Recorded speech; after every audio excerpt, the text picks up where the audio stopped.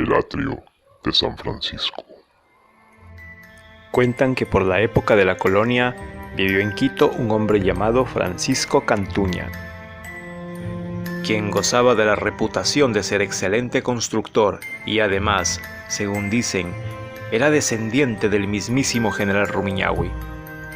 Tal era su fama que los frailes franciscanos vieron en las habilidades de Cantuña la capacidad para construir un hermoso y majestuoso convento, el mismo que debía constar de un ostentoso atrio central.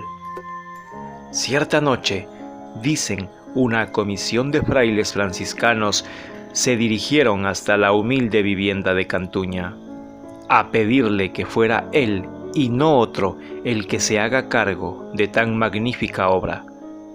La paga era muy buena. Además, esta sería una maravillosa oportunidad para que Cantuña haga acrecentar su fama. Con dinero en el bolsillo, el reconocimiento y admiración de los vecinos de Quito, Cantuña tendría suficiente para codearse con la crema y nata del Quito de la época. Tan solo había un detalle. El plazo para entregar la obra era de 6 meses. De no cumplirse esta demanda, no habría pago. Cantuña, en lugar de ver eso como un problema, pensó en que si lograba cumplir el trabajo en el tiempo estipulado, no solo ganaría dinero y fama, sino también el respeto de todos en la ciudad. Así pues, aceptó el trabajo y se comprometió a cumplir con la entrega de la obra en el tiempo estipulado.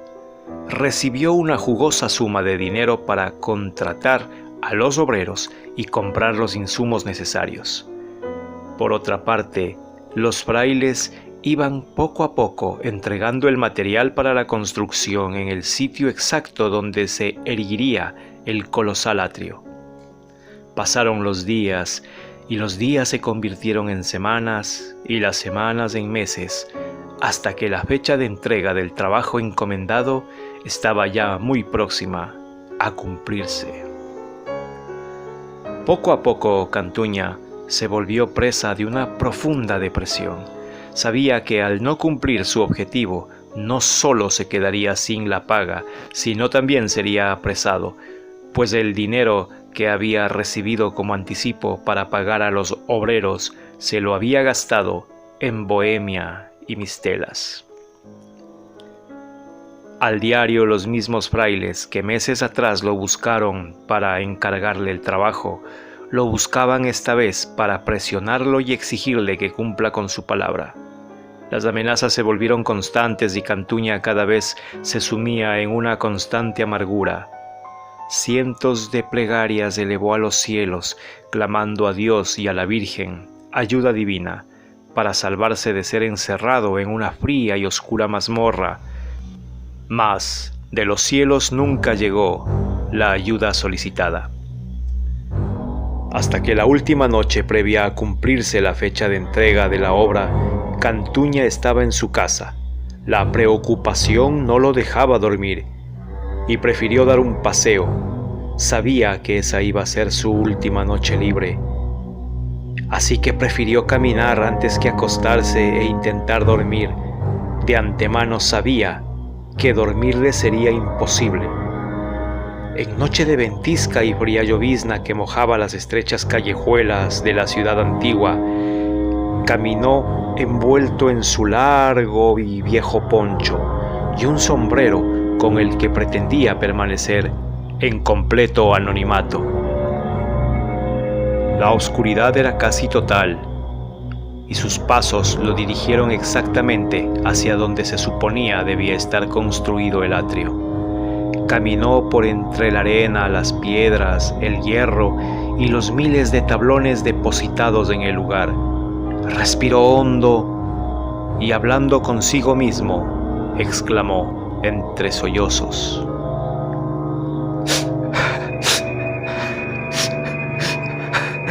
Daría todo cuanto tengo a cambio de no perder mi libertad. De pronto, los aullidos lastimeros de los perros se hicieron escuchar. y de entre las sombras se dejó ver una delgada silueta. Era un hombre alto, de rostro pálido, huesudo y nariz aguileña. Usaba ropas negras y una larga capa rojiza, sombrero de ala delgada, y entre sus huesudas manos traía un extraño pergamino. Aquel hombre se acercó hasta Cantuña y, casi hablándole al oído, le dijo: ¿Estás seguro de querer dar todo lo que tienes a cambio de tu libertad? Cantuña, algo intimidado y muy extrañado, replicó: Sí, aunque dudo tener algo de valor que pueda interesarle a usted. El extraño hombre respondió: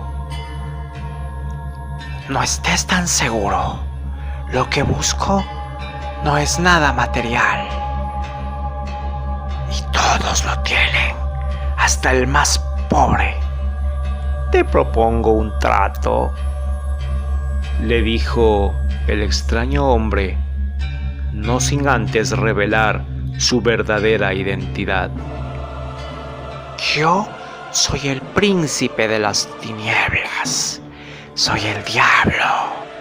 Y todo lo que desees, puedo hacerlo realidad, a cambio de un módico precio: tu alma.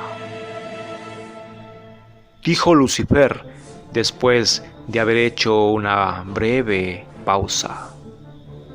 Cantuña no quiso desaprovechar esta oportunidad única de salvarse del castigo por incumplir su palabra, así que, sin pensarlo mucho, contestó: ¿Y qué debo hacer? El diablo, con su seductora voz, le respondió: Solo firma aquí y yo me encargo del resto, agregó el astuto Lucifer. Pero antes advirtió: debes asegurarte de que no falte una sola piedra, o el trato se anula. Dicho esto, tomó la mano de Cantuña y con una de sus filosas uñas rasgó su piel, y con la sangre que brotaba de la mano de Cantuña le hizo poner su firma sobre aquel pergamino que traía el diablo. La obra será entregada antes de rayar el alba, con el canto del primer gallo, recalcó el diablo como último punto. Entonces, de entre las sombras surgieron miles de diablillos, quienes fueron tomando una a una las pesadas piedras, hasta ir dando forma al convento con su atrio. Así, confundido y más inquieto que antes, Cantuña regresó por donde vino, no sin antes envolverse bien en su poncho.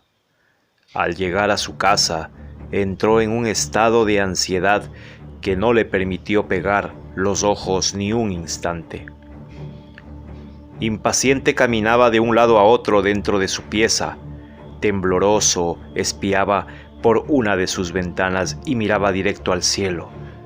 Su alma estaba en juego y no dejó de elevar plegarias para que la divinidad lo perdone por pactar con el maligno. Cantuña sabía que, de cumplirse la entrega del atrio y la iglesia, el diablo poseería a su alma para toda la eternidad. Indecibles torturas lo atormentarían hasta el fin de los tiempos. Así, impaciente, esperó hasta las 4 de la mañana. Tomó de nuevo su poncho y su sombrero y, sin importarle el frío que hacía en la madrugada, se dirigió hasta donde horas antes había tenido una conversación con el mismísimo Satanás. Esperanzado en que todo haya sido una alucinación o producto de su extrema preocupación, salió a paso ligero a comprobar por sí mismo si en realidad había hecho tal pacto o no. A esta altura, estar preso en un calabozo húmedo y oscuro era mejor que ser atormentado toda la eternidad en el infierno. Cuando llegó Cantuña al sitio, comprobó que en el lugar se había erigido una monumental iglesia con un bellísimo atrio y unos enormes campanarios. El templo era tan bello y esplendoroso que aún en la oscuridad de la fría madrugada quiteña se podía apreciar su belleza. El alba empezaba a rayar y el canto del primer gallo estaba a punto de hacerse escuchar. El diablo sonreía malicioso mientras se frotaba las manos, preparándose para recibir el pago pactado. Y justo cuando se preparaba para anunciar su triunfo, uno de los serviles diablillos exclamó: ¡Falta una piedra, mi gran señor! ¡Falta una piedra! Al mismo tiempo que el primer gallo cantaba. El diablo frunció el ceño y miró amenazante al impaciente Cantuña, quien con una sonrisa respiró hondo en señal de alivio, sacando de entre su poncho una de las piedras que formaban parte del material y que el astuto Francisco Cantuña se había guardado antes de volver a su casa, engañando así al mismísimo diablo. Amenazante, Lucifer montó en cólera y seguido de su ejército de diablillos se esfumaba dejando una estela con un fuerte hedor a azufre, mientras sentenciaba que esperaría si es necesario toda la eternidad hasta que pueda hacerse con el alma de Cantuña. El diablo había sido engañado por un simple mortal, mientras Cantuña pudo entregar la obra al mismo tiempo que salvó su alma y logró el reconocimiento y la fama que tanto buscaba. Cuentan que con parte del dinero cobrado como pago por el trabajo entregado, quizá para poner a buen recaudo su alma, Cantuña compró el derecho de que sus restos descansen en uno de los patios de la misma iglesia que a base de engañar al diablo aún permanece en pie, bella, misteriosa, imponente, pero sobre todo desafiante a los siglos.